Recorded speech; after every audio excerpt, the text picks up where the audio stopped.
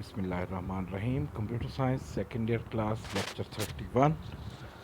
आज हमने स्टार्ट करना है डेटाबेस के अंदर एक मेन फीचर होता है उसका नॉर्मलाइजेशन। इससे पहले हम डेटाबेस अनोमलीज़ का हम जिक्र कर चुके हैं कि डिफरेंट टाइप की अनोमलीज़ होती हैं, प्रॉब्लम्स होते हैं जो डेटाबेस रिलेशंस में मौजूद होते हैं। उनको हमने रिमूव करने के लिए जो प्रोसेस हम अडॉप्ट करते हैं उसको हम नॉर्मलाइजेशन कहते हैं।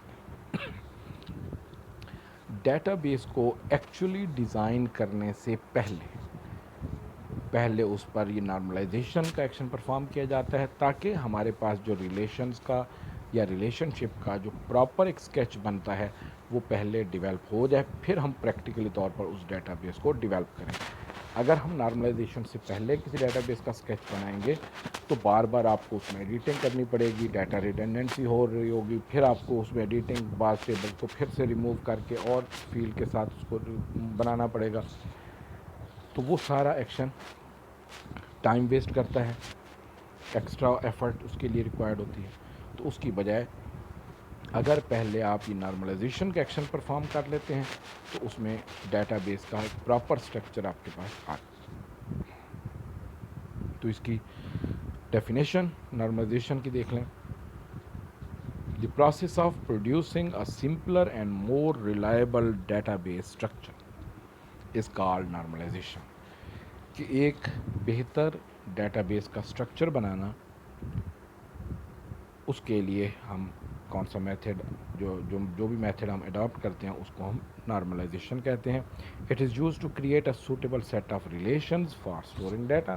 कि डाटा को स्टोर करने के लिए ये स्टोरिंग डाटा है, सॉर्टिंग इसमें नहीं है। स्टोरिंग डाटा कि पहले से हम जो टेबल्स का स्ट्रक्चर जो है बनाते हैं वो एक प्रॉपर होना चाहिए।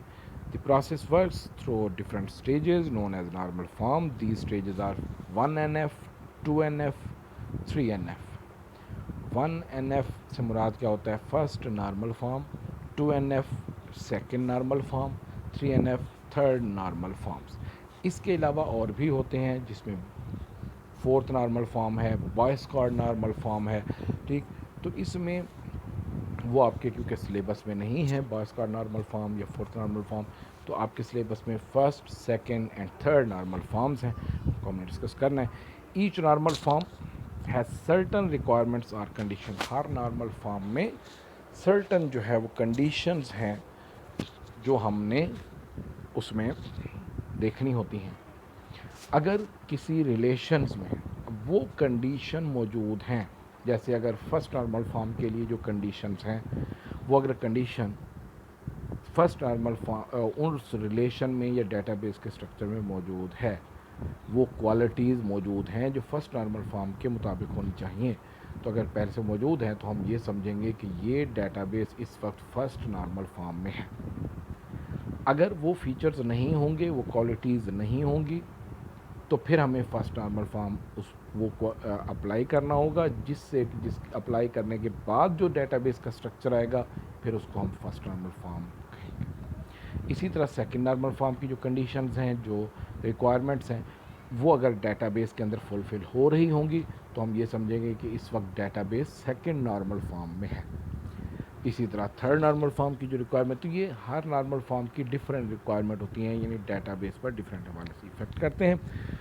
उसके लिए डिफरेंट डिपेंडेंसीज़ हम पढ़ेंगे उन डिपेंडेंसीज़ को रिमूव किया जाता है डिफरेंट नॉर्मल फॉर्म में।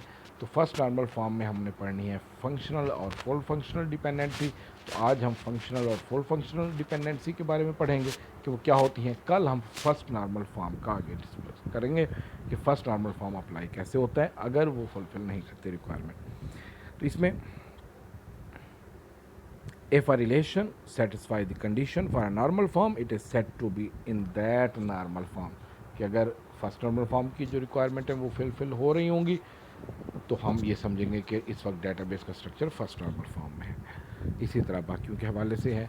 तो इसमें फंक्शनल डिपेंडेंसी क्या होता है? डिपेंडेंसीज डिफरेंट हैं, फंक्शनल है, फुल फंक्शनल है, पार्शल है एंड ट्रांजिटिव है। आज हमने फंक्शनल डिपेंडेंसी के बारे में पढ़ा। फंक्शनल डिपेंडेंसी का कंसेप्ट या उसकी डेफिनेशन समझने से पहले आप ये समझ लें कि दो तरह की फील्ड्स होती हैं। एक को हम कहते हैं की फील्ड, एक को कहते हैं नॉन की फील्ड। ऐसी फील्ड जिस पर हमने कोई कीज़ लगाई हुई हों, फॉर एग्जांपल प्राइमरी की है, कंपोजिट की है, तो अगर ऐसी फील्ड जिस पर की लगी हुई होगी उसको हम की एट्रीब्यूट्स कहेंगे। बाकी तमाम फील्ड जिस पर कीज़ नहीं होंगी वो तमाम क्या होंगी, नॉन की एट्रीब्यूट्स। तो ये दो टर्म्स यूज होंगी, की एट्रीब्यूट एंड नॉन की। जिस पर की लगी हुई होगी वो की एट्रीब्यूट, जिस पर नहीं लगी होगी वो नॉन की एट्रीब्यूट। तो इसमें दो तरह के जो एट्रीब्यूट्स हो गए। इसमें जो प्रॉपर इसकी पहली जो डेफिनेशन है या कंसेप्ट है, एक लाइन में आपको मैं बता दूंगा जिसमें आपको आसानी से समझ आ जाएगा।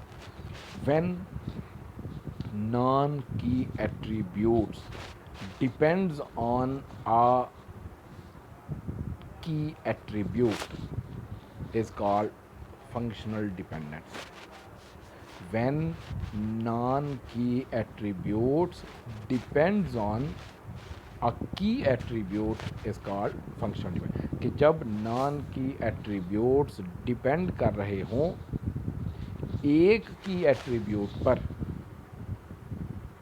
तो उसको हम फंक्शनल डिपेंडेंसी कहेंगे। फंक्शनल डिपेंडेंसी को दोनों हवाले से पढ़ा जाता है कि non key attribute depends on की एट्रीब्यूट, की एट्रीब्यूट डिटरमाइंस नॉन की एट्रीब्यूट्स, यानी की एट्रीब्यूट तयन करता है किसका, नॉन की एट्रीब्यूट का। तो इसमें a functional dependency is a relationship between two attribute, दो एट्रीब्यूट्स के दरमियान में रिलेशन हो गया या मल्टीपल एट्रीब्यूट के दरमियान में। It states that if the value of one attribute is known it is possible to obtain the value of another attribute. जब आपको एक एट्रीब्यूट की वैल्यू पता हो, आप उससे बाकी एट्रीब्यूट्स की वैल्यू को आप फाइंड कर सकें।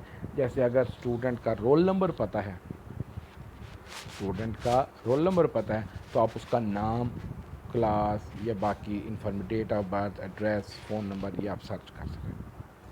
अब रोल नंबर के अगेंस्ट नाम एक होगा, डेट ऑफ बर्थ एक होगी, एड्रेस एक होगा, कॉन्टैक्ट नंबर एक होगा। ठीक, तो आप ये इंफॉर्मेशन सर्च कर सकते हैं।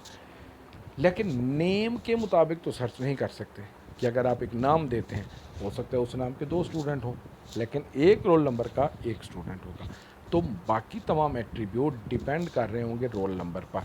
स्टूडेंट आईडी हो सकता है, स्टूडेंट आईडी पर डिपेंड कर रहे हो, CNS। तो ये प्राइमरी की के हवाले से होता है कि अगर एक एट्रीब्यूट पर प्राइमरी की है, बाकी एट्रीब्यूट प्राइमरी की नहीं है, तो वो एट्रीब्यूट जिन पर प्राइमरी की ना हो वो डिपेंड कर रहे हों किस पर, प्राइमरी की एट्रीब्यूट पर, तो उसको हम कहेंगे functional dependency. It means that attribute B is functionally dependent on attribute A if the value of A determines the value of B. कि ए जो है वो डिटरमाइन कर रहा है बी को, बी डिपेंड कर रहा है किस पर, ए पर। The functional dependency is written as, functional dependency किस तरह लिखा जाएगा, जैसे A arrow sign B. Arrow sign denote करता है डिपेंडेंसी को, कि ए, इसको आप किस तरह पढ़ेंगे, दो हवाले से पढ़ेंगे। ए एरो साइन बी को आप इस तरह दो हवाले से पढ़ेंगे कि ए डिटरमाइंस बी, दूसरा बी डिपेंड्स ऑन ए, कि बी का इन्हिसार किस पर है, ए पर है। ठीक, आगे इसकी एग्जांपल एक दी हुई है।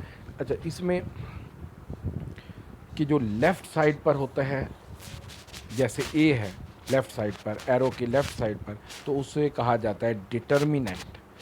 राइट साइड पर जो होता है उसको हम कहते हैं डिपेंडेंट। ये MCQs में भी पूछा जा सकता है कि field that is written on the left side of dependency is called, तो आगे डिपेंडेंट या डिटर्मिनेंट, तो उसमें आपने डिटर्मिनेंट को चूज़ करना होगा।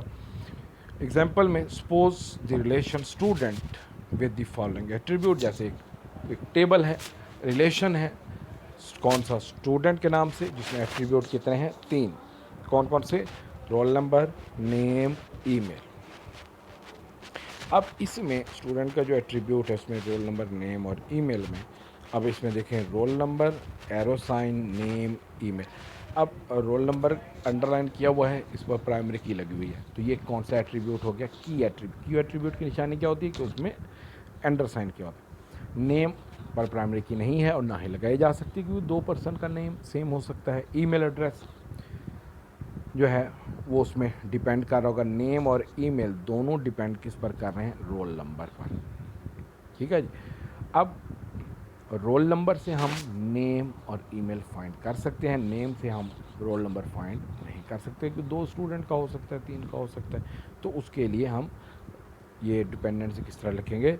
Role number arrow sign name and email. Email की जगह आप डेट ऑफ बर्थ भी लिख सकते हैं, एड्रेस भी लिख सकते हैं, या कोई और फील्ड भी हो सकती है, या आप दो फील्ड भी बना सकते हैं टेबल के अंदर। तो इसमें roll number determines name and email, name email depends on roll number.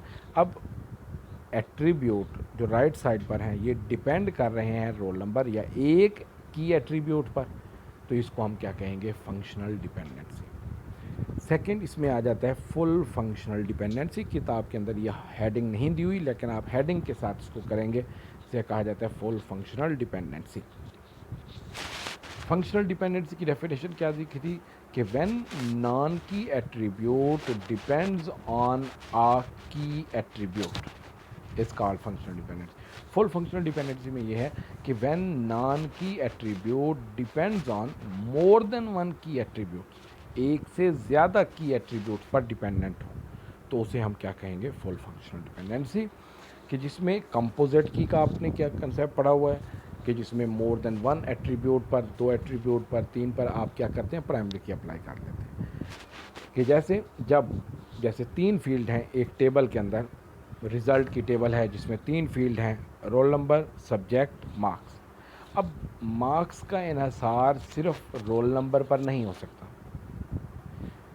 For example her student ने 3 सब्जेक्ट के पेपर दिए।